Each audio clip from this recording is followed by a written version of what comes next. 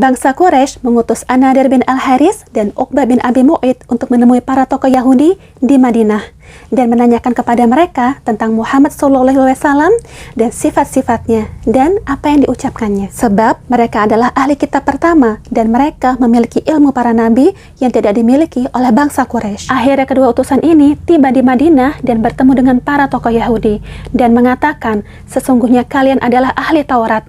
Kami datang kepadamu agar kalian memberitahukan kepada kami tentang sahabat kami ini. Lalu para tokoh Yahudi ini menanggapi utusan tersebut dan menyatakan, tanyakan kepadanya tentang 3 perkara. Jika ia bisa memberitahukan kepadamu tentang 3 perkara tersebut, maka ia adalah seorang nabi.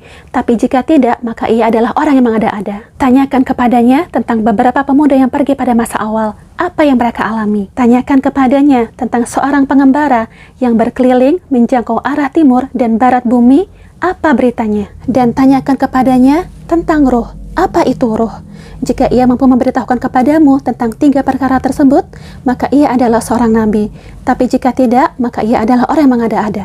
Kemudian An-Nadir kembali dari Madinah dan menemui bangsa Quraisy dan menyampaikan apa yang disampaikan oleh para pendeta Yahudi. Setelah itu, mereka mendatangi Rasulullah SAW dan menanyakan 3 perkara tersebut. Rasulullah SAW menjawab mereka, besok saya akan memberitahukan kepadamu apa yang kalian tanyakan. Beliau tidak mengucapkan insya Allah.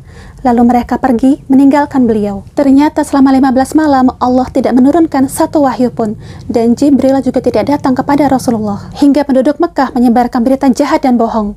Mereka mengatakan Muhammad menjanjikan kita jawabannya besok. Ternyata sampai 15 hari tidak ada jawabannya. Terhentinya wahyu ini membuat Rasulullah SAW menjadi sedih, dan pembicaraan penduduk Mekah semakin menambah beban beliau. Kemudian Jibril alaihissalam datang kepada beliau dan membawa surat Ashabul Kahfi dari Allah SWT. Dalam surat ini ada peringatan Allah kepada beliau atas kesedihan beliau terhadap mereka dan pemberitahuan tentang apa-apa yang mereka tanyakan, yaitu tentang perkara beberapa pemuda, seorang pengembara, dan tentang ruh, yaitu di surat Al-Isra ayat 85. Memahami Al-Quran dengan tafsir.